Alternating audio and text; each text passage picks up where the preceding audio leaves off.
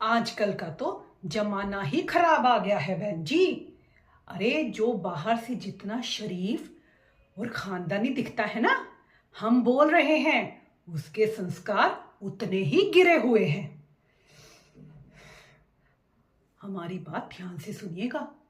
कल को जब आप अपने बिटुआ की शादी करेंगे ना, तो लड़की ठोक बजा के चुनिएगा, नहीं तो पूरे घर का सत्यानाश हो जाएगा और आपके घर का चिराग किसी लायक नहीं छोड़ेगी। अब हमें ही देखिए, हमारा बेटा चंद्रू कितना सुशील और संस्कारी था, लेकिन जब से इस बंगारम्मा की बेटी वसु से शादी हुई ना, पूरी व्यवस्था ही बिगाड़ के रख दिए हैं। नाम बड़े और दर्शन छोटे।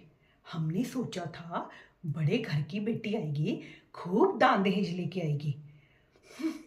दान दहेज क्या आया, अब क्या ही बताएं आपको। और ऊपर से धौंस ऐसी जैसे कहीं की मालकिन हो।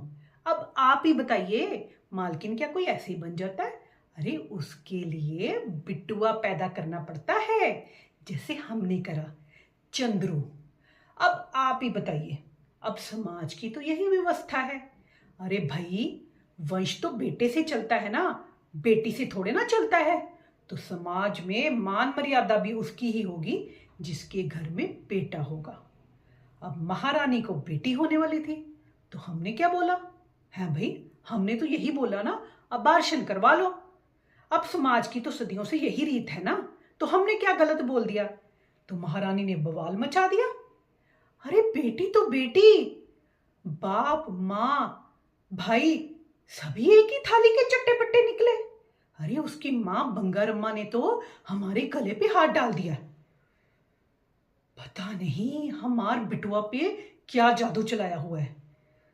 अरे हमारी कोई बात ही नहीं सुन रहा। लेकिन हम भी कुछ कम नहीं है।